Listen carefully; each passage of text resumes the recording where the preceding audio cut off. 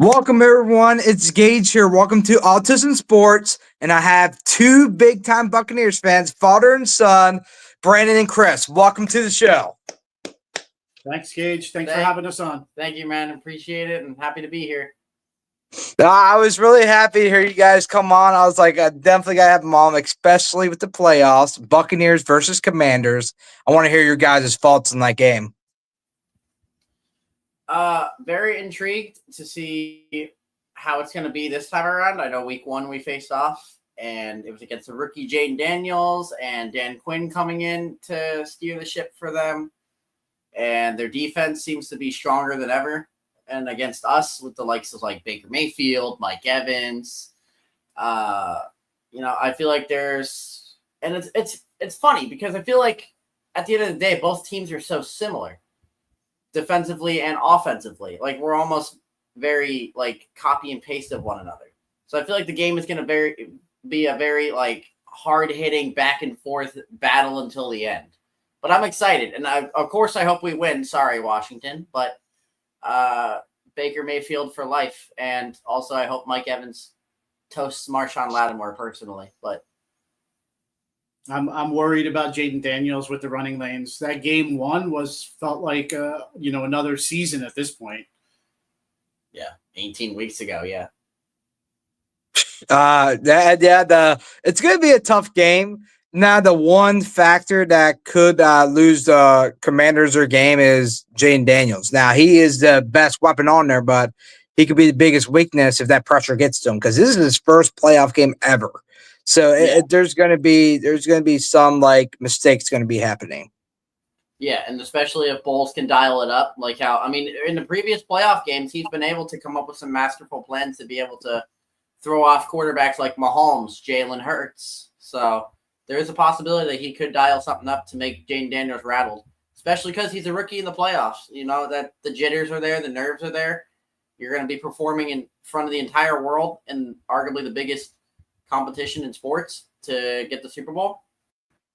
And it's in Tampa, so it's on our home turf once again, home of the Red and Pewters. So, I mean, you're going to be having 65, 70,000 Bucs fans cheering, screaming, making it impossible to hear the play calls. So, as long as they don't sell their tickets to the opposing fans, that's like been the biggest issue in that stadium. Yeah, always. They seem to come out a little bit more for playoff football, though. Yeah, regular season's not too bad. Playoff football, it's like half the stadium is filled with the opposing team. It's like, really? It's like where's the spark? Where's the culture, man? Where are the Bucs fans? Like, where's the family at? I really think the game may come down to whoever wins a turnover battle and whoever can run the ball best. Whoever takes advantage more. Yeah, and I think that Buccaneers have a great pathway. Like Commanders, I think is like the best opportunity you guys could have had walking in the playoffs. Baker Mayfield has been through this situation too many times to get overwhelmed. Like he went against Patrick Mahomes back when he's a Cleveland Brown, and he's already won a playoff game with you guys. I believe it was last season. Like Baker Mayfield's been balling. In the playoffs, like Baker Mayfield can shoot out. So Jaden Daniels, it's like, can he keep up with Baker? That's a real question. And Baker's a gunslinger at heart. He can throw 300 yards, 5 touchdowns. He could throw 200 yards and 3 interceptions. Like, you never know. But at the end of the day, I trust in him. And he's been amazing the last 2 years. Arguably, you ask me, Baker's an MVP candidate this year. I know he's not getting the recognition. I know the media is not exactly fond of him for whatever reason. But to me, he has shown that he can, in fact, live up to his number 1 overall pick status. And even though he wasn't in the best case scenario with the last 3 teams he was with, he's rejuvenated his career here in Tampa, and he's arguably playing some of the best football of any quarterback in the NFL this season. Like, look at his numbers, compare him to anybody that's starting right now, and you'll see just how good he's been. So I think it's going to be – I wouldn't say it's going to be an offensive shootout, but like he said, I think it's going to come down to, who wants it more, who's going to fight for it more, who's going to make that fumble recovery that matters more, who's going to nab that interception that seals the game. I hope Baker remembers to pull it down and run instead of trying to force it and get into a pick. Yeah, don't force it, And then when he runs, he does really good. When he doesn't force the ball and he sees opportunity to run, just take it. Now I want to ask you guys, because this guy just came back, and this is a Buccaneers legend, Shaquille Barrett. How much of a factor do you think he's going to be in this game? I think he's going to help in pressure situations. I know he hasn't played in over a year with coming back from his retirement. He brings a lot of spark, though, to the locker room. A lot of guys seem to have lit up with having him back. And a lot of veteran mentorship, too. He can, he's seen a lot of games, seen a lot of action. He's won 2 Super Bowls. So, I mean, if anybody knows the knowledge of what it takes to win the big one, it's him. So I think he'll definitely be able to take that and instill that into the youthful players that we have. Guys like Yaya, Chris Braswell, Elijah Cansey.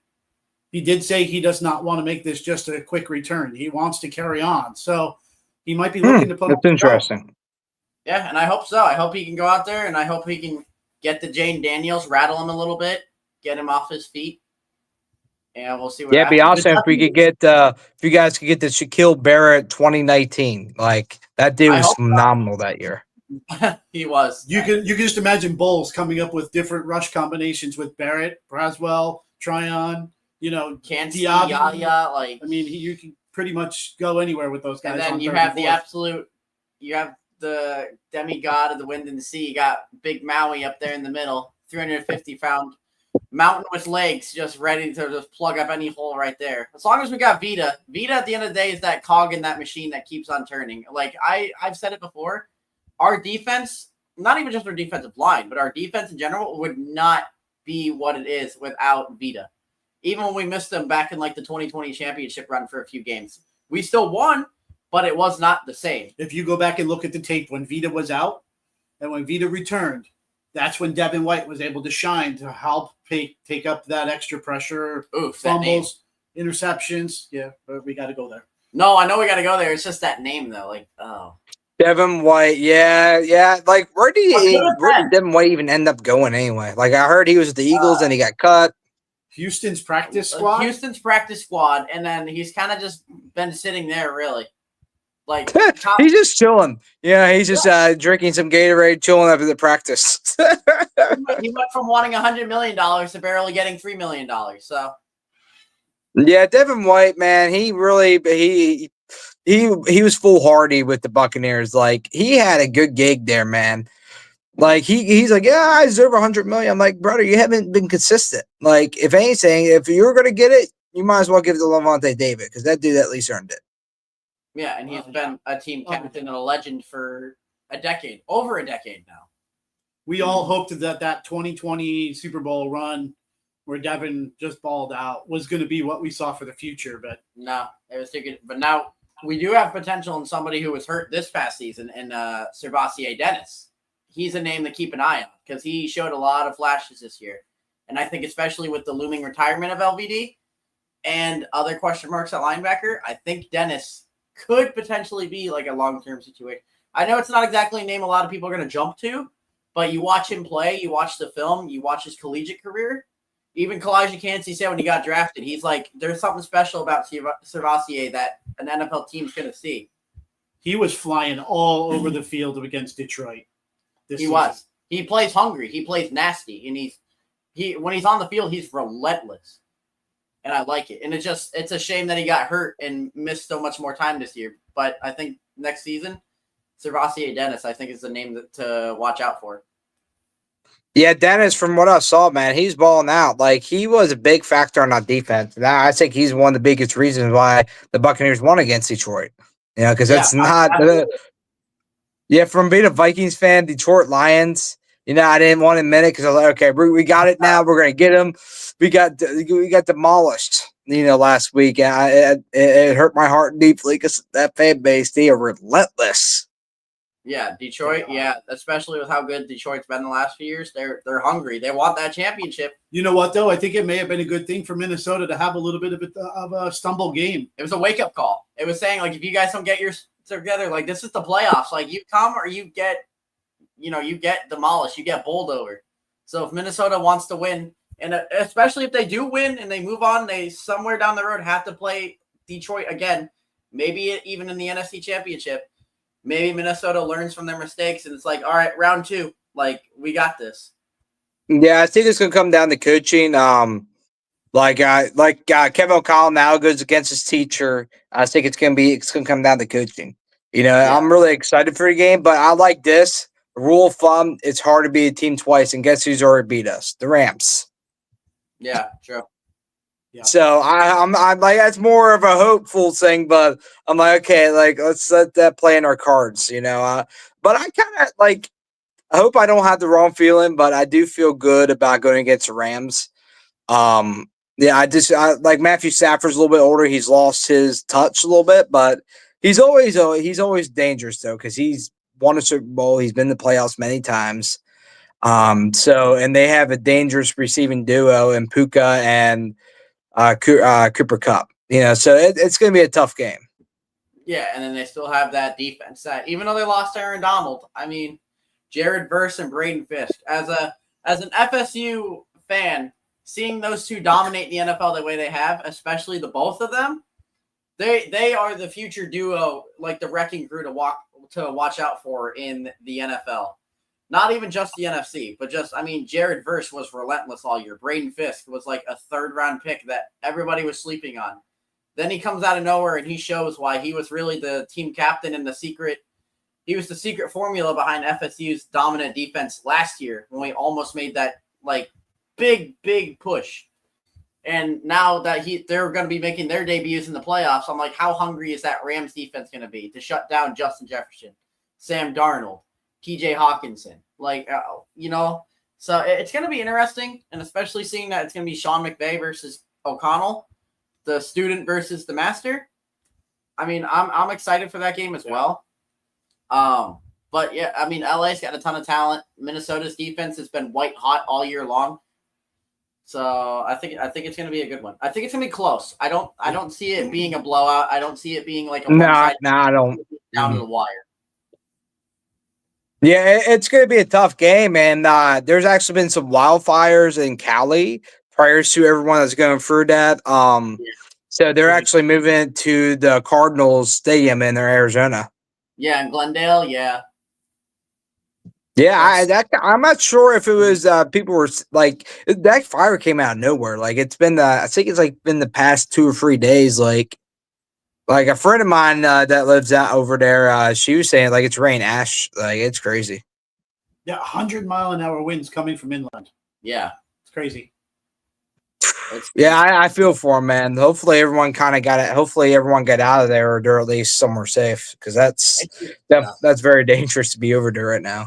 It's just crazy times right now. I mean, California's on fire. Like you got the winter blizzard that's kicking up. Then you got down here in places like Florida and New Orleans and that are ice cold, like it's the Arctic. It's wild, like weather-wise anyway. It's like 2025 comes along and it throws us a curveball with all the weather elements going on. And then the lava's moving inside Yellowstone. Because that's so exciting to hear. Good luck sleeping tonight because of that. Oh my God. It's so wild, man. I just really, it's unfortunate to hear about Cali, and I hope everything goes well. Hopefully everyone survives through it because there's obviously going to be a lot of damages. But it's just been wild, man. Like even since last year, dude, it's just continued a little bit. Yeah, it's only going to get worse as long as the planet keeps getting hotter. And the help that people got down here in Florida, like North Carolina with the hurricanes. Yeah. I mean, it's going to be the same situation in California. They're going to need so much support out there to get back on their feet. They're going to need American Red Cross. They're going to need all the funding, all the donations, everything that you can give to them. Yeah, they're going to need a lot of help. Luckily, I think they'll get a lot of help because especially a lot of money goes into Cali, like with the Rams Stadium there and everything like that. And I'm sure there's a couple of famous people that live there, so I'm sure there's going to be something to help the people there. So, and Red Cross, luckily, from what I hear, they're probably going to be heading over there probably. Yeah, I'm not sure if it was I've heard about Red Cross, but I'm just assuming they probably would be on that probably soon. I would assume so. But yeah. So they're moving to Glendale. So like how I see it, like now it's kind of a fair advantage because no one has home field. Yeah, the only fans that are going to be there are the ones that travel from either state. I mean, you got the Minnesota fans who might be coming all the way down from up there, and then you got the California fans who might be like, all right, let's get in the car. Let's drive out to Arizona. Yeah, So. you might think that the Rams have a little bit of advantage there because it is a little bit closer. But Or even in the stands, you might have a couple of fans who are like wearing a Steelers or a Cowboys jersey just to Oh hijack. God, I hate that. So it's like, dude, like there's how I just don't understand that. Like it's not even a local team. Like I could see a Cardinals fan, like, okay, maybe they saw a game, they got for cheap some way. I could see that. But like our Steelers, like where are these Steelers fans coming from? Like I'm in Florida, so far away from Pennsylvania. I still run into Steelers fans. I guarantee it now in that game, or at least any of the playoff games, you're going to see a lot of people wearing Bengals jerseys. I guarantee it. I'll put money on God, man. It's like, Bengals, they need to get out of here, man. The Bengals fans will be running wild on these playoffs. They will be hijacking those stands. No problem. My God. I can see them hijacking the Ravens and Steelers game. Probably. It should be us in the playoffs. Like, well, you didn't win enough games. Sorry. It was a good thing that Cincinnati's resting all their starters this week. Yeah, that's true. It's I saw that. Oh, shit. Yeah, I tell you though, I don't say it's just a defensive coordinator for the Bengals. I say a head coach. Like I said it, and even when they went to the Super Bowl, I was like, this guy is not a good head coach, man. It's that roster they have. Like Joe Flacco and Jamar Chase. Well, actually, that was before Jamar Chase, but like their head coach, I didn't feel like he was ever a really good coach. He's I feel like he's kind of like a Mike McDaniel. Like he's a flashy guy and he's put up some decent records as a head coach, but I think it's more due to his players than himself. Yeah. He's another one of those like flash in the pan style coaches that the NFL is just kind of latched onto. That's like the new guard that they want to build up to be that credible coach, like Mike McDaniel. Like, I mean, I'll even put it out there. You ask me, Nick Sirianni is not what people make him out to be. I'm just gonna be honest. Yeah, I think a lot of it is that GM of the Eagles. I forget it. Howie. I forget his last name, but Howie, the GM for the Eagles, he's solid, man. But the head coach, he looks like he's from the Eagles, man. He doesn't look like he's having a good time. And then they got Big Dom, which I'm like, if anything, they should just make Big Dom the head coach of the Eagles. Just do that. Just make that big guy the head coach. All the players just do that. Don't rally around him. I mean, if you have a coach that's named Big Dom, like head coach Big Dom, I feel like that's like a legendary coach or like a legendary high school coach, like one of the two. There's no middle. Right. Yeah. But it's like, I don't know. And then the rest of the way the playoffs shake out, you got Buffalo and Denver. You got who's it? LA and Houston. Yeah, it's LA. It's LA and Houston. So I mean, the Chargers. Okay, I was just trying to think. I think Chargers win that game. Yeah, I'm gonna say I kind of seen this. Like there's been some conversations.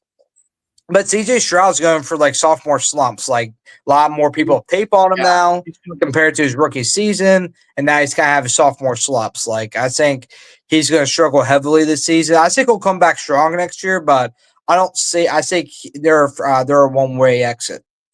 It's kind of funny that over the last 4 to 5 games of the season, that Bryce Young actually almost started performing better than CJ Stroud. I was just going to say and it's like CJ Stroud now is kind of having that, not like that he's going to get benched or anything. I mean, CJ Stroud is still a great young quarterback. I mean, he showed it last year. But obviously teams have figured out his archetype. Teams have figured out his play style. And next year in year 3, he's going to have to come back with a stronger game plan. And especially if the Chargers expose him again in the playoffs. The Chargers have a top 10 defense. I mean, you got Asante Samuel, Joey Bosa, Derwin James. I mean, they've got talent beyond belief on that defense. So Khalil's getting up there. Khalil Mack, yeah. I mean, the ageless wonder, though. I mean, the only guy to single-handedly toss Tristan Wirfs in the air like he's a pizza. But oh my God! There's always a Bosa in the playoffs, man. Like Nick Bosa didn't make it; his brother did. I think it's gonna be fun though. I'm excited. I like all the matchups coming up though. It's like really, really hard. I just don't feel like there's one of those teams where it's like, oh, they're definitely going to win this one. It's like everybody has a No, fair they're shot. all like locked so tight. fresh. Like the only one that I would think, like, okay, this game is like I think they're pretty much in. Like I would say the Ravens and Steelers because the Steelers has been struggling, man. Like, and they're the type of team that could go one way. They could be like a one round out, especially against the Ravens, Lamar Jackson. So that's like the only team I would say is like, okay, that's pretty much a done deal. Yeah. I mean, Steelers defense can keep them in games, but the problem is the Steelers do not. Even though the Steelers offense has shown potential this year, the Steelers are not a team that you just think of a high-powered offense. They're a defensive-oriented team and always will be. And even still with like the likes of like George Pickens, Najee Harris, Russell Wilson, Pat Freiermuth, kind of rebuilt the offense.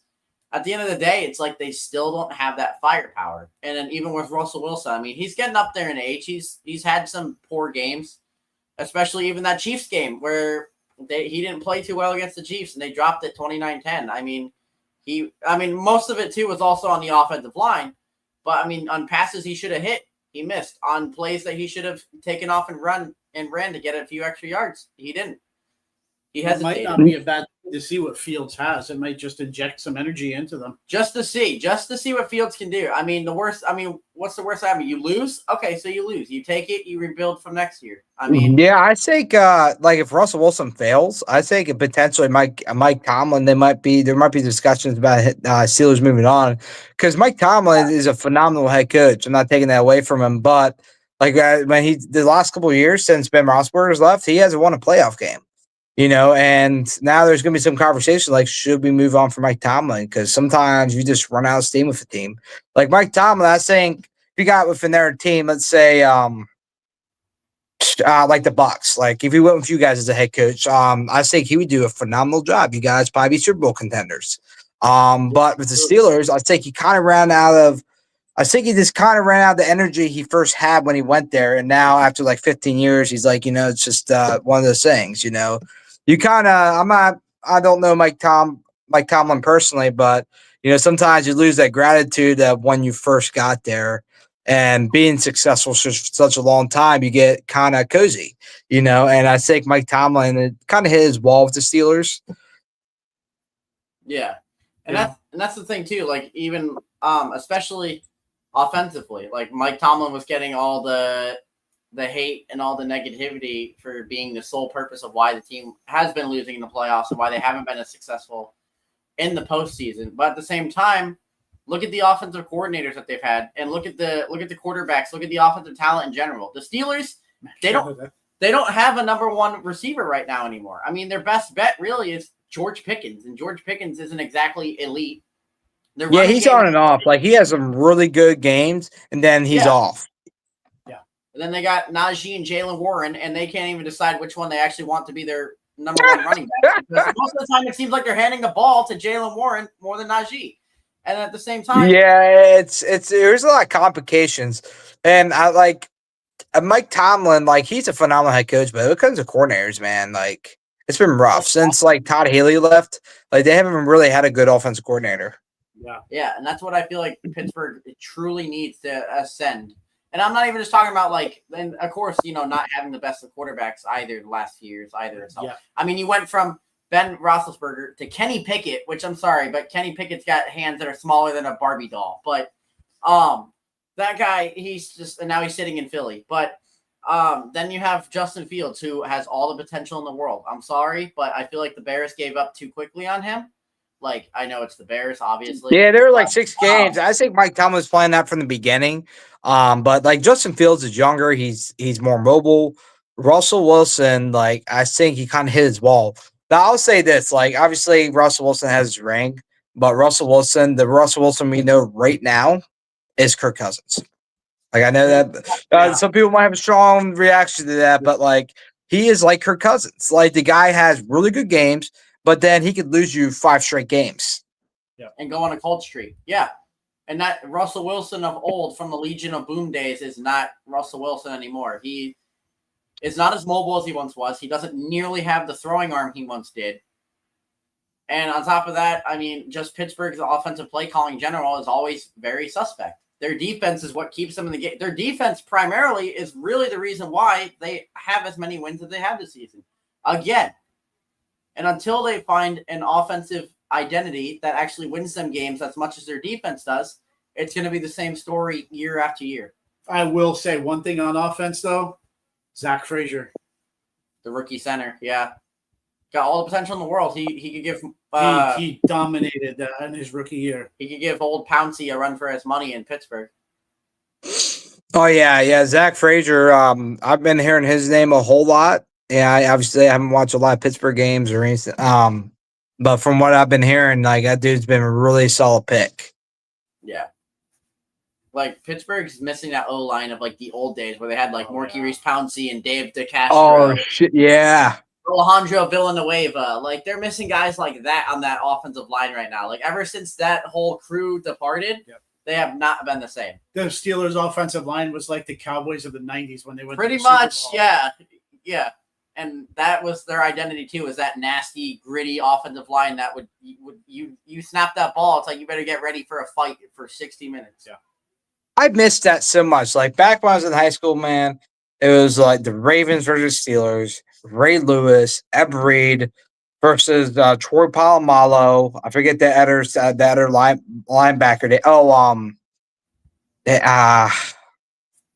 I'm trying to think of his name. He was in Steelers like for majority of his career. He like went to the Patriots to make like a Super Bowl run, and then he came back. James Harrison? James Harrison, that's who I'm thinking of. James Harrison. Oh, I loved him as a kid. He was scared. He scared the hell out of me as a kid. I thought he was a Terminator. I thought he was a robot as a kid. I didn't think he was a real human. I got to witness the days of Greg Lloyd. Yeah, I wish now being the age I am now, I would have enjoyed it so much more now. Because you're never going to see that again. You know, at this point, like how the NFL is the treading, you're probably never going to see that again. The classic defense, like it's grit to the teeth. Like you might get some teeth knocked out in that game. Yeah, and that's the old school tenacity that I miss in current day football. Is that I understand the whole like, oh, we got to protect the players for the concussions, we got to protect the players from injuries. But here's the thing.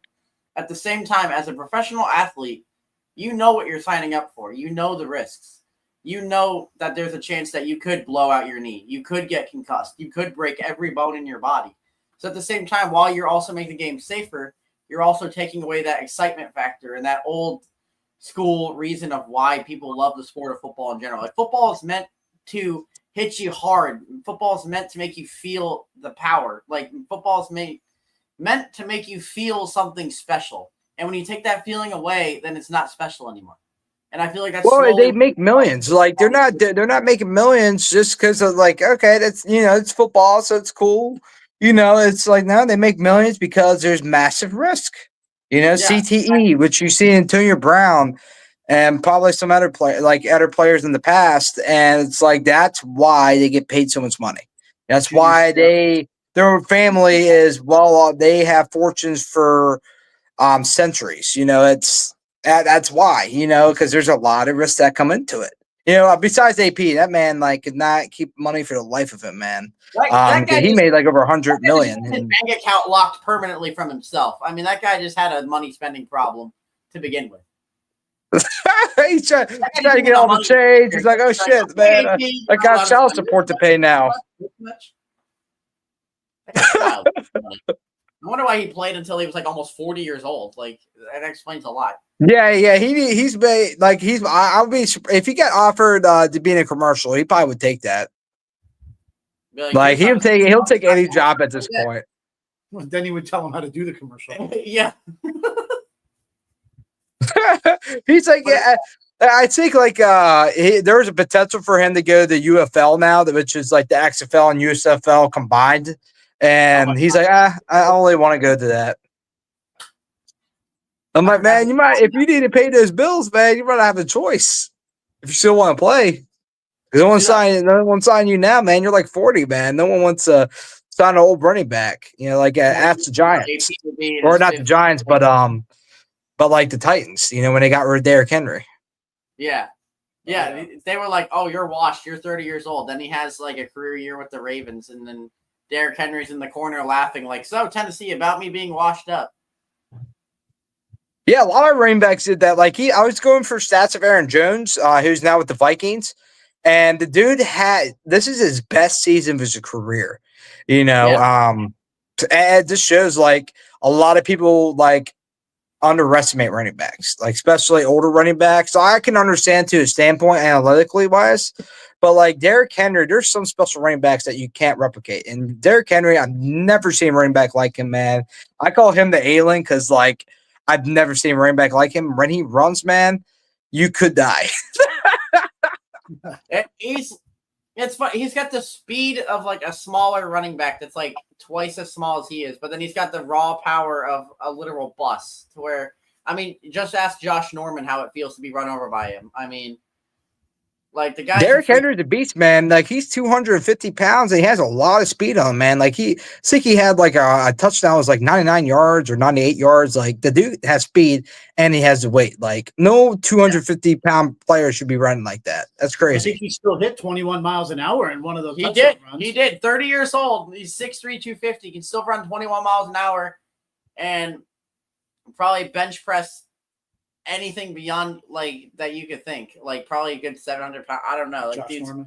Yeah, and then 2 Josh Normans. You can probably just have one on each arm and just push them up, no problem.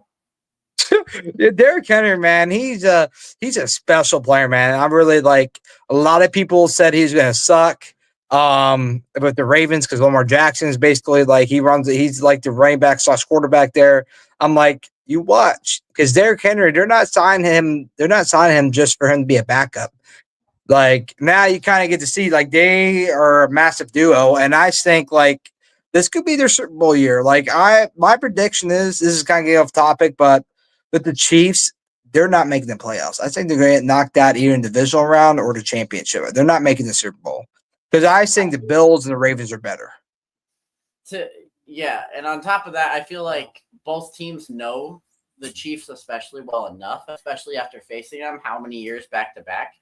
I feel like both teams have been kind of like upgrading and making moves for this moment to finally be like, okay, we need to take down Kansas City. I still will say, though, that shootout a couple of years ago between Josh Allen and Mahomes was probably one of my favorite football games ever. And I think this is the year that Buffalo could finally do it because Josh is playing the best football he's ever played. Their defense has been white hot as well. And honestly, it's funny enough, they get rid of Stephon Diggs and Gabe Davis. And their offense is better than it's ever been. And even their running. Yeah, I'd say it's a coincidence. Like it's amazing. It really like, and you can kind of see how much like a player's presence affects the whole team. Like Stephon Diggs, like I loved what he did with us in Minnesota, but the dude like would tweet out like, "Oh yeah, I might be getting for a new beginning." He just started all this shit for no reason, because he wasn't getting the ball. He didn't like Kirk Cousins, and it's like, dude, like he was kind of a locker room cancer towards the end of his Vikings center, and obviously he had some issues in Buffalo while having like a top 5 quarterback. So, like Stephon Diggs is just one of those players, man. He reminds you kind of like a Tyreek Hill type, like. Yeah. Like all like if I'm not getting the ball, I'm not happy. If I'm not the number one guy, I'm not happy. It's and I think that affected the Buffalo Bills, and now you're seeing a whole new team. Yeah, and that was the last 2 years. Didn't you ever think it was funny how many times on offense it seemed like Josh was just like Gabe Davis or even Dawson Knox to be wide open. Who does Josh go to? He'd rather throw it 60 yards downfield in the double, triple coverage, whatever you want to call it, just to get it to Diggs. And then on the back end of that, at the end of the game, if it still wasn't enough to satisfy Diggs would still go on social media to blast Josh or complain about how many targets he's getting. And it's not even just that. It's also because Stephon Diggs' contract with the Bills was very incentive-laden. And if Diggs didn't always hit a certain amount of catches, yards, and touchdowns from Josh, he didn't get paid. So really, at the end of the day, while Diggs is a very talented player, and I'm sure, wherever he goes next, whether it's with Houston or if he goes somewhere else, I just hope that teams realize that, there's more to signing a guy and there's more long-term effects than just being like, oh wow, this so and so player, he's amazing, but what's it going to do long term for our locker room? Yeah, I'm And that's kind of why hoping he goes to the Lions or Saints. That'd be pretty awesome. I mean, facing him twice a year would be not so fun. But then Hey, again, but might not even have a quarterback to that's throw a him the one ball. two digs. He might be a phenomenal player, but dude, that locker room is going to take so much more damage than what they're going to get out of him. Yeah, and I mean, if he does go to like a team like New Orleans first has to find a quarterback. And I'm sorry, Derek Carr is not it. Like, buddy, like your ship sailed. Yeah, I actually thought Derek Carr was a really good quarterback. I was actually jealous they got him, but man, like Derek Carr, he really fell off, man. Like he really showed his true ability when he got to the Saints. Like he was just dumb, man. Like I think he's average at best now. Yeah, it's no good. I mean, I applaud Vegas for not paying him all that money that he wanted because Vegas probably saw the writing on the wall for him. And he told New Orleans, "I'm not taking a pay cut." Yeah, he's already told him he's not taking a pay cut. So whatever they got to do to get out of the salary cap hell that they're in, it's not going to come from Derek Carr. It's probably going to come. Yeah, he said he would do a restructuring of his contract, but he would not take a pay cut. Yeah. And it's like, what have you done the last 2 seasons to even be worth the money that you're being paid, bud? It's like you've been hurt. You've sucked. It's like Jameis was playing better than you. Spencer Rattler's even playing better than you now. It's like, why? Oh, my God. Spencer Rattler. That's wild. Rattler's actually kind of looked better than Derek Carr was. And I'm saying that, of course, we don't exactly know how much more value Spencer Rattler could bring to the team. But I mean, from what he even showed, even against us the first time he played Tampa, and then even the last week, he did not look all that bad. He really didn't. He's got potential. I mean, and with the situation that New Orleans is in, either you start Derek Carr again and you're going to have mediocre quarterback play next season, one way or another. That's just going to be the way it is, New Orleans. So I mean, you take your bite. Do you go with the young gun and Rattler, or do you hand it over to the veteran who's falling off and is, better off just bagging groceries at Publix at this point? Like, oh my God, dude. I tell you what was a cool moment between Jordan, Cameron Jordan. Now he was he's like, yeah, a couple of years back, is after Tom Brady retired. He's like, the Bucs will continue to be the Bucs, and that in social media, I think it was when they won the division. I think it was a couple hours after. Jason Light, the legend, man, he tweeted, "Yep, Bucs will continue to be doing Bucs." That was. And it's just like, thank you, sir. And I'm like, Jason, that is why you are the man. It's like, it's so top 5 GM of the league. I don't care, man. Even as a Vikings fan, I gotta admit that Jason Light is top 5, man. He helped you guys get a ring, and the dude's just awesome. Look on Twitter, he's talking a little shit, but he does it respectfully, which is awesome. Yeah, he's just not afraid to get his hands dirty, not afraid to get mouthy. And we need that kind of spitfire GM who's also laid back to where you'd be like, Jason, let's go have a beer. Jason, let's go out and have some fun. That kind of guy. He's all business when he needs to be business, but then when it's outside of that, he's one of the coolest guys in the world. Him slamming the beer down in the boat parade. I mean, yeah. I mean, Jason. From us all, from Jason, man. That dude's he's a cool dude, laid back, and phenomenal GM. I can't believe he's never gotten awarded yet. Executive of the year, he should be. He should have got that years ago. On top of that, even signing the biggest free agent, making the biggest free agent splash in NFL history and signing the GOAT. I mean, that Tom Brady name said something. His first pick. I tell you, when I was watching the Bucs for it was 2.5 years. It was a fun time watching Tom Brady. I remember going to the game, man. You just felt the energy in the stadium. That was a great time. Now there's a big difference between Tom Brady and Baker Mayfield, but Tom was fun to watch. And my favorite player, there's Tom, but Rob Gronkowski. I love that dude. Yeah, he's great. I mean, I wish his career wasn't so riddled from injuries, because if he could have played a lot longer, he probably would have broken every tight end record there is. I'm sorry. Yeah. I see too many comparisons of who's the greatest tight end of all time. If you ask me personally, if Gronk didn't suffer as many injuries as he did and could have been more durable for longer, it's fair to say that not even just with the amount of rings that he had, but even with the numbers that he always put up year after year, despite the injuries, it's fair to say that he would have been like even above like a Tony Gonzalez or a Kellen Winslow. Yeah, if he would have stayed healthy, man, he looked like he made players look like kids, man. Like how he played out there, man. He was just a wrecking ball. Like even after he caught the ball, it was just, it was like he turned into all-star once he had the ball. You couldn't stop him. And to me personally too, like I've seen like this comparison where people are like, who's better overall, like Rob Gronkowski or of course Travis Kelce. You ask me, prime Rob Gronkowski would, I mean, in my personal opinion, give me prime Rob Gronkowski over Kelce. 100%. I'm sorry, like Rob Gronkowski would be more dominant. Like if Rob Gronkowski Travis Kelce is a good tight end. I think he's one of the best in the league, obviously, but like Gronkowski was another type of player. Like, you just never seen nothing like it. He is like what Derrick Henry is with running backs. Like, he just changed the game. Like, Rob Gronkowski, he is, I don't like, obviously his career's been riddled with injury, but the fact that how many stats he had, like, I think some seasons he had like 1,500 yards receiving. Like, the dude's phenomenal. Like, and there's no better tight end to me than him. Like, the only comparable tight end is like Antonio Gates, just because consistently he's always good. But like Rob Gronkowski was just another beast. Like, there's nothing, I never seen nothing like it. Tony Gonzalez was just smooth. Like, it was like butter watching him play. I was like, are you gonna say like buttery smooth? He just catch the ball and just cut right through you. Nothing fancy, nothing tough, just solid hands, solid roots. Yeah. But that dude, I don't think he's gotten the respect he deserves, man. Just because he hasn't got a ring, like, no one talks about Gates, but like that dude was phenomenal, man. And I think he holds a record that I don't think anyone holds yet.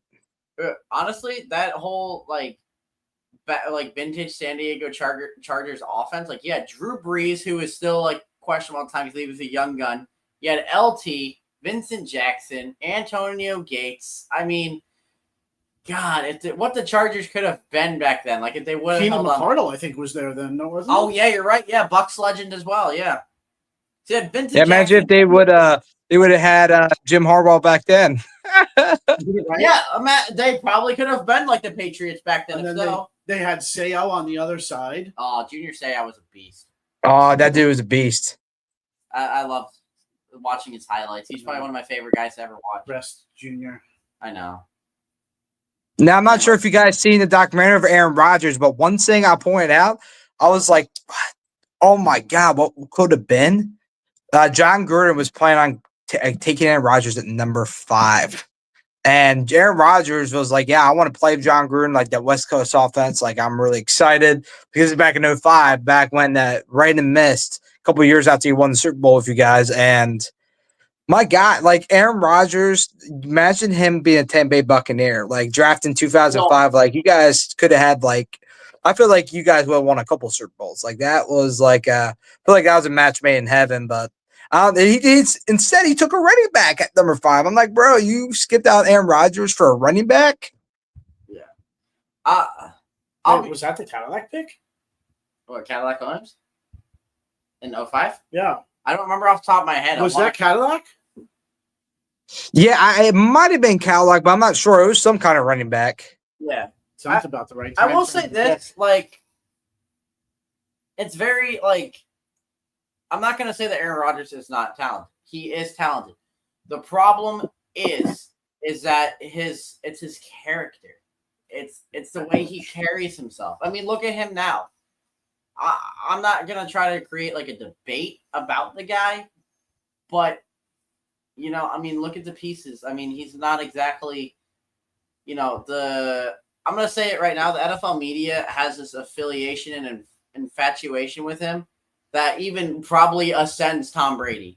Like, it's to the point. They went really hard with him because he's like Aaron Rodgers. I think personally, like the past like 3 to 4 years, his personality has gotten better. He's not like the guy he used to be majority of his career because he was like very selfish, not a great leader. Now he's changed a lot. He's went through his own personal journey. But the social media, they like to really hate on Aaron Rodgers. Now I could go a whole debate about it because I'm as a Vikings fan, I've actually been more of a fan for Aaron Rodgers these past couple of years than his entire career because I didn't like him for a long time, but I like kind of what he's doing now. And but the social media, man, like they go hard for Aaron Rodgers. Like that New York media is something different. Yeah, and it's New York. it's the hardest media to succeed in. Really, I mean, it's the one of the biggest cities in the world. It's like the capital. It's if there's any media that you want to go big or go home, and New York's the place to do it. And oh yeah, New York. I would. That's a tough place to play, man, because you're playing great. Everyone loves you. But if you play bad, even for one game, man, they hate you, man. And they're nasty. Look at the Not love. as nasty as the Eagles or the Lions, but still. oh yeah, And now, kind of getting away from football, there's a couple of questions I'll ask after that are football related. But now you're diagnosed with autism. I'm not sure if it was when you're younger or later on, but what was your experience with autism growing up? to be honest, it wasn't really ever like something I ever paid attention to. I just kind of just lived life as a normal kid, just doing normal things. Never really saw myself as being anything different, but until when I got diagnosed, it changed my perspective on things just because I made it when I got told that I had it. I thought it made me less. I thought it made me feel down. But then I realized I was like, you know what? I'm like, everybody's got something that they carry on their shoulder. I'm like, this is just another one for me personally. And I don't let it weigh myself down. I'm like, now that I look back, I'm like, why did I get upset over that? If anything, it's just, sure, it's like at one point it was like chink in the armor, but then it's like you carry that on your shoulder. It's like every day, us as people, us as a human race, we all carry something on our shoulder that we all go to battle with every day. So I'm like, I just kind of treat it the same way nowadays. I'm like, it doesn't matter what it is, how big, how small, as long as you just don't let it defy who you are, then you're good to go. And that's kind of just how I saw it the same way, especially now that I'm older, like almost, now being like a grown man, I'm like, now I just don't let it weigh me down. Yeah, I think the perspective of autism has been very much altered. Like autism really should be looked as a gift because they're always like how they do it. It's like, oh yeah, let's work on your weaknesses. I'm like, that's the opposite of what you should do. Like that makes it harder. Like if you worked on someone that's like their strengths, like, okay, let's work on stuff you're good at. Like for you, it might be look at football stats. And kind of getting that realm or something that can kind of relate to that you're really good at.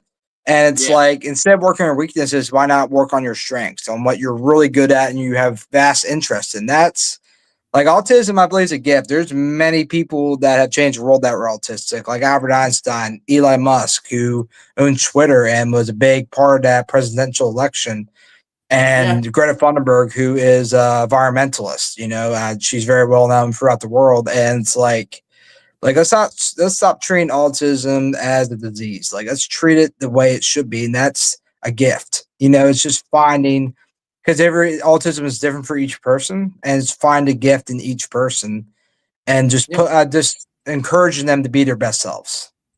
Absolutely, yeah.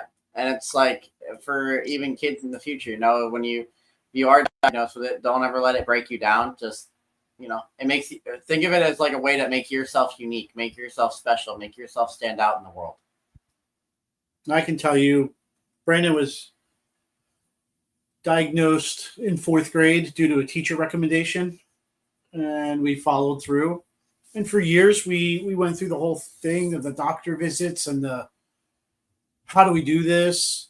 What type of medication do we have to be on? Right. And there was never a difference. There was never a fix.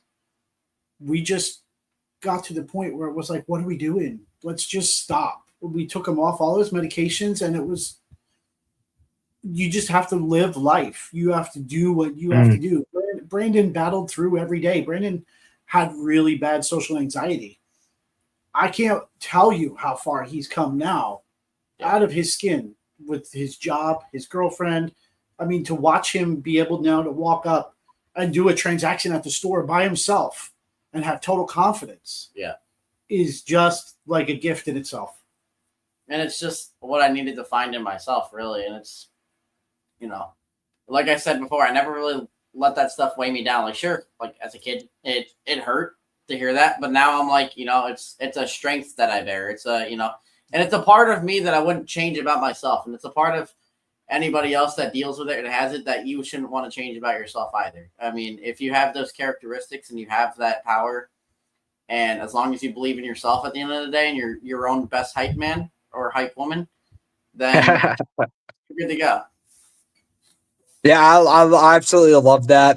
That's me and my brother were on the podcast. It's because I'm in contact with Autism Connect, which is a beautiful organization, and we're in this podcast. We're on their podcast, and they're asking questions about my brother, like, oh, how did it like change your perspective of me, and me getting diagnosed with autism because I was like 5 and he was 10.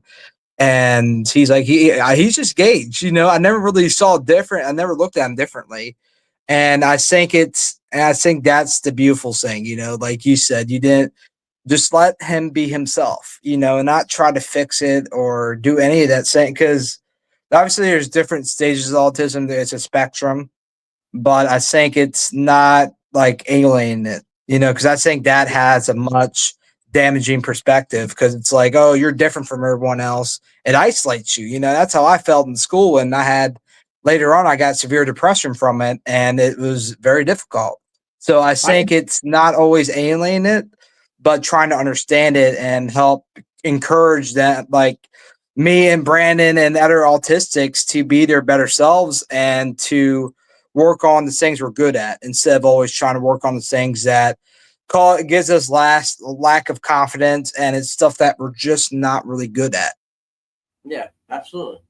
I can tell you, and I'm not saying this about all doctors, but when you go to a doctor and you're saying, okay, why are we doing this? Like, what happened? Why is it this way?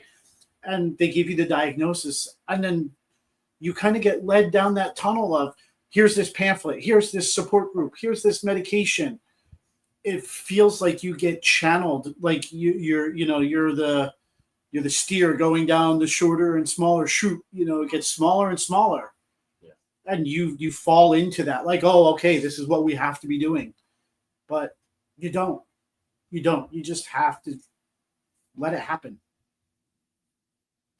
Yeah, it's not always fighting it. It's just kind of like what you did, Brandon. You just kind of got him through it. And just being a support, like, growing up with autism, like the biggest thing that helped me was the support I had, because a lot of people, as soon as I would almost avoid telling them I was autistic because they would just like that. They just looked at me completely different and would treat me differently, and you, as a kid, you feel that, and so like my brother and my best friend, like for their support and them not treating me differently than everyone else, that really helped me. It was really that support that really helped me get to where I am today. And like you supported Brandon, I think that's really what should be. It's not always treating them differently, but just encouraging them and guiding them through this journey. Because autism, there's some hardships, but also there's some beautiful things that come from it. So it's really guidance and support that's going to really help people with autism be their best selves. Yeah, absolutely.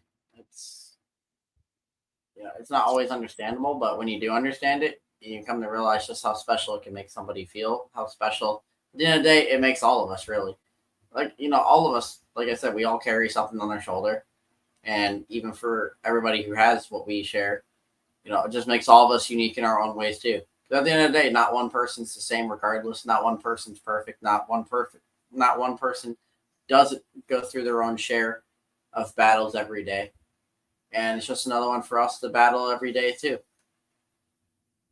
Yeah, you said perfectly, man. I appreciate you sharing, and you, Chris. Like because I remember talking to you a couple of years ago, man, and you have grown greatly since then, man. So I'm really happy to see that, and I feel your energy, man. Like you seem very high, even compared to 2 years ago. He's done a big leap in the last year. Very proud of him. It's just the energy I always try to bring. It's like I always tell my mom and dad, tell my girlfriend that, I try to be that uplifting, positive light wherever I can be. Like somehow, some way, if I could be a positive influence, whether it's just like being funny or just being uplifting somehow, some way, then that's all that matters to me. It's like if I can create that positive influence in one person, a million people, or hell, even the whole world, I'm like, if that makes a difference, and that can put a smile on my face at the end of the day, and to me, that's all that matters. And I'm glad now you're one of the light you're a light warrior. That's what you bring, and that's important. Energy is, I think, the most important thing. And you bring it, man. And I'm really glad to see you doing well. It's not the easiest thing; it takes work, but you're doing phenomenal, man. So I was really, really happy to see that. And your dad was telling me a little bit about it, and I was like, that is absolutely amazing. You too. I remember you went through a dark phase for yourself, and you stepped away. Yeah, and you've come back strong. And I was worried about you too. I was like, don't give up, man. I'm like, you got this. I'm like, keep on pulling through. I'm like, it's a grind every day, but you got it. Yeah. And I mean, I remember the last time that we talked when we did it a few years back, and just to see how far both of us have come, I'm like, it's the cool moments in life like this that you're like, damn, like this is awesome. It is, it's, you don't know where your journey is going to take. And I back then, like I started, you bucked that, and I was putting so much pressure on myself back then. I was making I wanted to make it the best podcast, but I felt like I was getting away from my purpose of bringing autism awareness, and I was feeling very lost. It wasn't until I went to the Hostel Forest, which was kind of like a retreat. I was there for like 2 months volunteering at. My whole perspective shifted, and it's important to focus on your career, but also you got to make time for yourself, and not make that always your number one priority. It's an important priority, but you got to put yourself first. Absolutely. And now to kind of finish things off, I want to ask you guys, now there's been a lot of talks. Now we're shifting to football. Todd Bowles. Yeah, this is something that I've been talking about a lot. Todd Bowles. There's Todd Bowles haters versus Cohen Crusaders, as you said, Chris. And like, what's your guys' perspective on that? Like Todd Bowles, like, do you think he should stay long term as a head coach, or you think Liam Cohen should step in? Okay. I'll start with Todd. I appreciate everything that he's done since he's gotten here, since the day Bruce brought him in. And I know his tenure with the Jets even wasn't exactly as planned. But then again, it's also the Jets, but that's besides the point.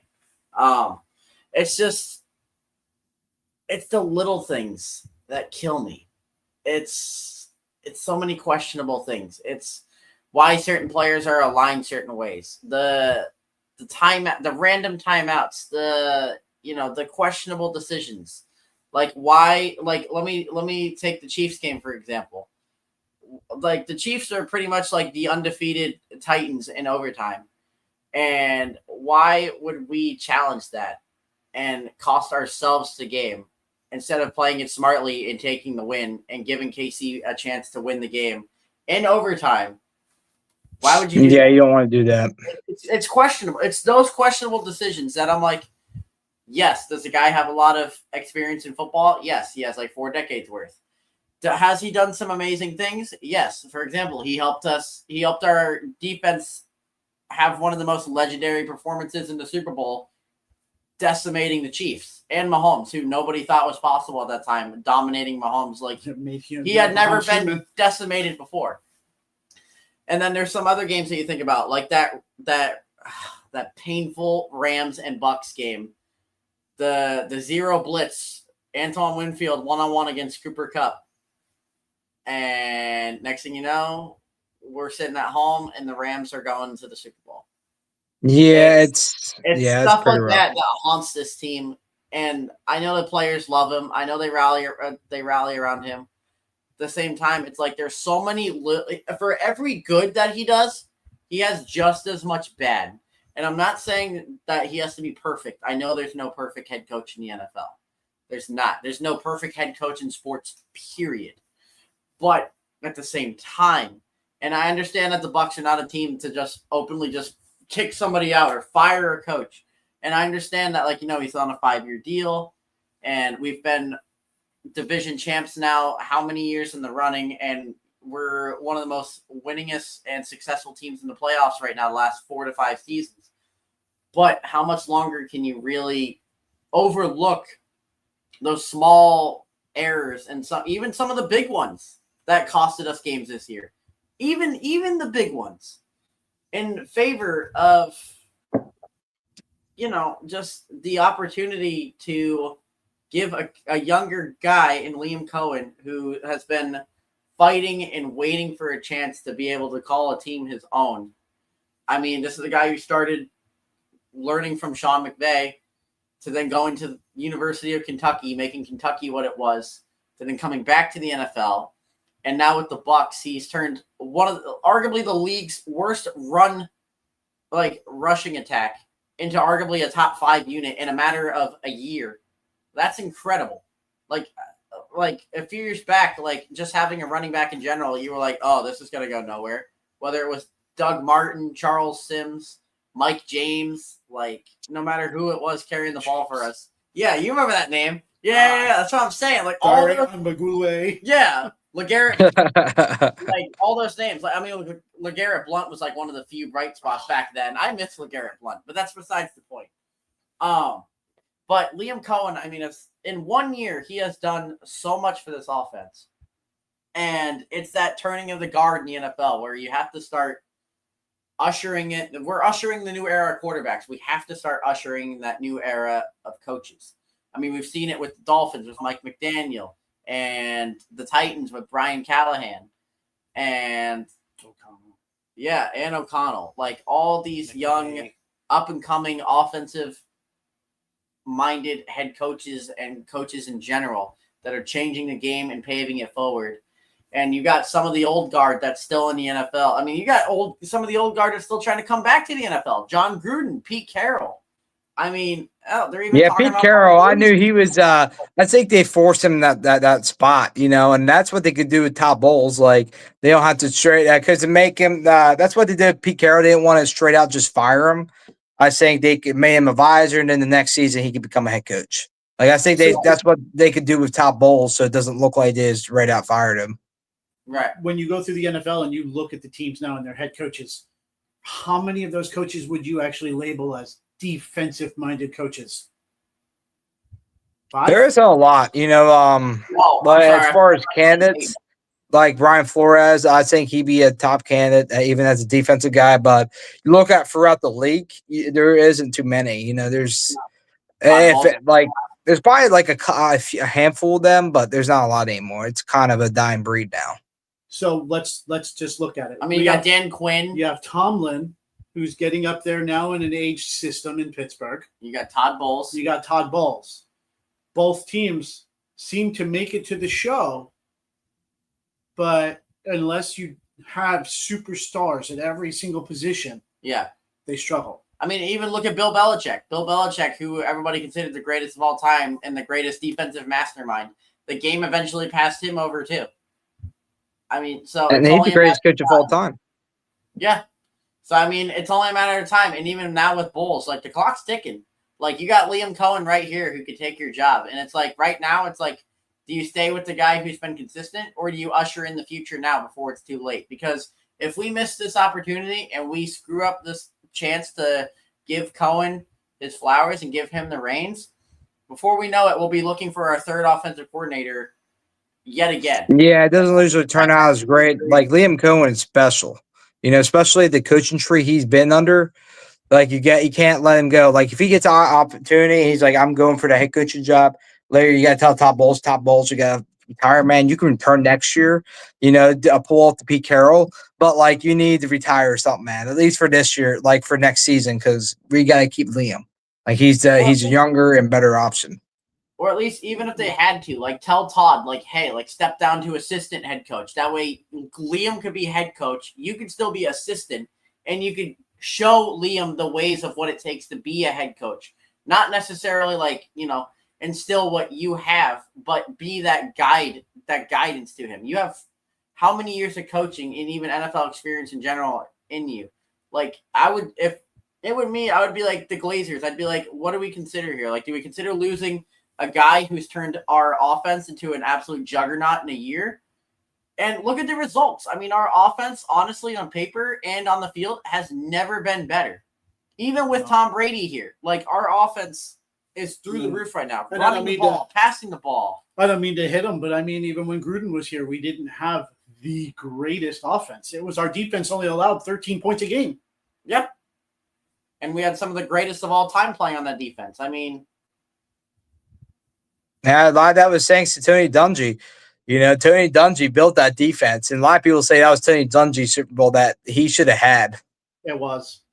Yeah, I agree. I'm not saying it's all John Gruden's doing, because it's not. It was a mixture of both of them. Tony Dungy built the foundation, and John Gruden just helped usher in, and unlock their true potential that Tony Dungy was not the type of guy to be able to do. Tony was the firework, but Gruden was the one who came in and lit the fuse.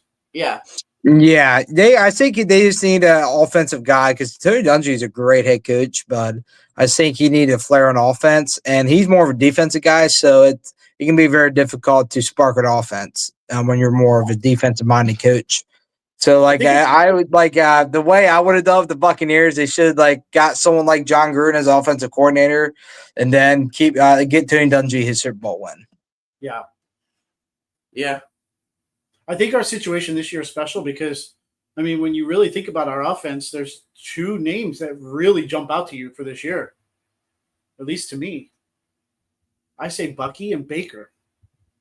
Baker is a special quarterback. And I want to, I got to end it here, but I want to ask you guys one last question. Yeah. Okay, so I take my personal opinion. I think Baker's top 5. What quarterbacks would you put over Baker? What 4 quarterbacks would you put over Baker? 4 quarterbacks I'd put over Baker. Is it just this season? Yeah, current Baker this season. You want me to go first since you're go. thinking? Okay. All right. So I would say, and do you want me to number it off too? Yeah, you can go ahead. Kind of just number it, and you can go lower or higher. Yeah, no problem. Ooh, I got my 3, but number 4 is hard. No, it is because you're trying to find. I've got 3 on my head that I would put above him. It is really hard because to me, Baker's top 3. So yeah. I'm find 4 that's better than what he did this year. I mean, or you guys could do it like this: just name top 5 and where you would scale Baker at. Okay, we could do that. Oh yeah, okay, okay, I can do that. Ooh, number 1 is really tough. I seriously think number 1 is a toss-up between Lamar and Josh. I gotta give it to Lamar. Yeah, I would lean towards Lamar just because of the just his raw explosiveness. Yeah. Josh is dangerous too, but Lamar's on a different level. I mean, that guy is literally like a video game glitch in real life. Wherever you see him, he's gone the next. Throwing the ball 70 yards down the field on the next play. He's unstoppable. We'll edge Lamar just by a bit over Josh, 1 2. Yeah. Yeah. Lamar's probably going to win MVP this year too. Yeah. Again, he has to. I mean, he's pulling off Aaron Rodgers MVPs. Yeah. Somehow, some way, he'll unanimously win his 5th MVP. I definitely put Baker as 3. Yeah. Yeah, he's played phenomenal, man. A lot of people aren't talking about him, but look at his stats, man.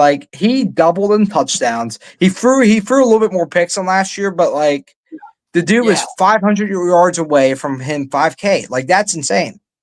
Yeah, but that's the thing people forget about Baker. Baker's an old school style quarterback. He's a gunslinger. He's gonna throw picks. I told my dad my comparison to him is Brett Favre. He does play a lot. Brett Favre could get you a ton of yards one game and 5 touchdowns, but another game he could throw 200 yards and 3 interceptions. I mean, it all depends on the luck of the draw. And there was another quarterback who was very similar to that. It was Ben Roethlisberger. Yeah, Baker's very much like the two of them, just mashed into one. But the way Yeah, he's you don't just see that often, man. He's doing it though. yeah. Number 4. Ooh. So we got Lamar, Josh, Baker. You know, they didn't have the greatest season. And I hate to say it because I think he's slightly overrated, but I think a lot of it had to do with Jamar, but Burrow. Burrow put up numbers. The last half of the season, Burrow kind of balled out. Yeah. Yeah, Joe killed it, man. Slow Yeah, to he get definitely going. should be candidate for MVP, but like that defense, man, really failed him. Trey Hendrickson. Trey Hendrickson had a year. And for me, I'd probably put Herbert at 5. Herbert, yeah, he's played phenomenal, and especially under Jim Harbaugh, like he went. Yeah. I would agree with that. Put Herbert at 5. A little bit more time with Harbaugh. Yeah, I know some people might throw Mahomes in there at 5, but I'm like, I'm like Mahomes. He had a down year. I think some people might have finally solved the Mahomes magic. I don't know, but maybe he's starting to finally, show chinks in his legendary armor. But to me, I'm like Herbert. To me, Mahomes kind of fell out of the top 5 this year. I don't know. I know it can be kind of blamed on the weapons that they have, or whatever was going on. But like, I mean, it's not like they had the worst weapons in the world. I mean, it's not like they didn't have receivers. Yeah. And it's not like their offensive line is terrible either. I mean, their offensive line. Nah, Mahomes has been playing rough. Yeah. I mean, Creed Humphrey, you got Trey Smith, you still have Joe Tooney. Their tackles are there. Their tackles are what kills them. Like Wanya Morris and then Jawan Taylor. I mean, good God, Jawan Taylor gives me Donovan Smith PTSD, for Christ's sake. But and I'm not even their tackles are rough. I still can't believe they got Trey Smith at 6th round. I want the Vikings again. I'm like, guys, why? How did you drop the 6th round, man? This guy is like a beast. Okay, I want to ask you one question. Regardless of where you're going to finish this year, if you had a choice for the Vikings coming up in the draft, who would you take? Yeah. Like in the 1st round for the Vikings? Yeah. Who would you take? Who's your pick? Man, that's a tough one. It depends who's out there, but I've been saying this for a while. Like, obviously, a guard would be the most logical standpoint, but I feel like the Vikings could use if there's a really good running back out there, take him in the 1st round. Yeah, they need a solid running back. Ashton Genty to Minnesota Genty. with Aaron Yeah, Jones. I would love to see that. If he drops that low, it's a no-brainer. Genty is projected to go 19. Yeah, hopefully he drops somehow. Some miracle. Hopefully, it's like an Aaron Rodgers situation. He just kind of drops and he falls right in the Vikings' lap. Yeah, and that's the thing too. I mean, especially more offensive firepower for the Vikings with Kevin O'Connell. Like, imagine a two-headed running back monster with Aaron Jones, what he did this year, and Ashton Genty, arguably the best running back in collegiate football right now. Kevin O'Connell. It doesn't matter who's your quarterback. Like, if you got those two at running back, you're set. Yeah, I like how the Vikings are set up too. You get a weapon at all running back, because I would like to keep Jones for a year or two to get that 1-2 punch with whoever gets drafted as a rookie running back, hopefully gently, because that would be just a dream. But yeah, I think we need more weapons, and a lot of people are talking big on Sam Darnold. I'm not that impressed. This season did phenomenal. I'm not taking that away from him. I'll give him his flowers, but I think 75% of that's due to Kevin O'Connell's system. And I'm more confident in JJ McCarthy. That guy, to me, this might seem a little biased, but I think he could be like a mobile Drew Brees. That dude is a winner. He lost the year prior before he won a national championship. And he's like, we're going back. Next year he wins it. And obviously a lot of that is credit to Jim Harbaugh, but the guy can play. When he can go with the system, but when he's on his own, man, he can roll and run. And he has a hell of an arm. So I'm like JJ McCarthy all the way. Yeah, and that puts Minnesota in an interesting position for this offseason, too, with Sam Darnold's contract. It was despite how the playoffs end, do you re-sign Sam Darnold, who had a career year even after all the terrible years he had before? Or, do you bring Sam Darnold back, or do you still have J.J. McCarthy once again sit on the bench for another year behind Sam and then have J.J. come out and play the following season? Or do you let Sam walk and then just usher in the new gunslinger this coming season. Like it puts the Vikings in an interesting think quarterback situation. It does. The only way you resign Sam Darnold to like a 2-year deal is if he wins a Super Bowl. That's the only scenario I've seen because we had a quarterback make the championship game. That was Case Keenum. And where's Case Keenum now? Like he's a first string quarterback. So unless he makes a Super Bowl and he wins it, I don't see him coming back. And the way like some people disagree with me, especially after Sam Darnold got exposed last week. I want to tag and trade him. Like if there's a trade in place, the Vikings like we're going to make this trade, so we're going to tag Sam Darnold. Like I would want to get it for a 2nd-round pick for him because he's going to be highly valuable. A lot of teams are desperate, and I could see someone like the Saints if they're able to get their cap situation right, or even the Giants. I could see them making a move for Sam Darnold. What's his Raiders? What's his tag salary going to be? About 30 to 32? Yeah, it's going to be like 24 million, 25, right around there. Yeah. Oh, that I thought it was higher than that. Hey, Raiders.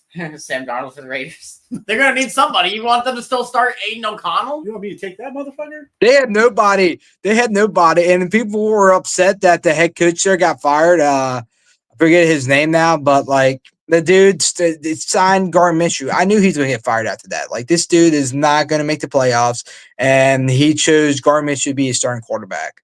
Now, Gardner Minshew is a good character to have in your locker room, but as a starting quarterback, you might as well just sign Nick Foles. It's basically the same thing. Did you see that special with Baker Mayfield where he dresses up as like Gus Swayze? Yeah. Yeah, I saw that. That was funny as hell. Real life impersonation and real life person of Baker Mayfield's like Gus Swayze costume. Yep. And the best thing about Gardner Minshew is not even his football ability; it's his mustache. Yeah. Like they call him Uncle Rico. Yeah, Uncle Rico. Yeah, Uncle Rico. It's like Uncle Rico. It's like, yeah, you're cool, but like you suck. So I love the him. Yeah, you're a good backup, my friend. But it's like Ryan Fitzpatrick. Like the dude has style. You almost wish he was a good quarterback starting, but he just isn't. And like and you always like he's throwing those roles. Like he had a good season under Todd Bowles in 2015, but like he was just a backup for the most part. Like he's a really good backup. And that's kind of where Gardner Minshew's at. Like he's just a journeyman. Like he is not a starting quarterback, and it's like what they did with Jimmy Garoppolo last year. It's like you got to get an actual quarterback, man. You can't get these temporary fixes. You can't slap a Band-Aid on it and be like, okay, problem solved. There's some Flex Seal. It's like, no, you got to actually. Gardner Minshew reminds me of a slightly lower version of Jeff Garcia.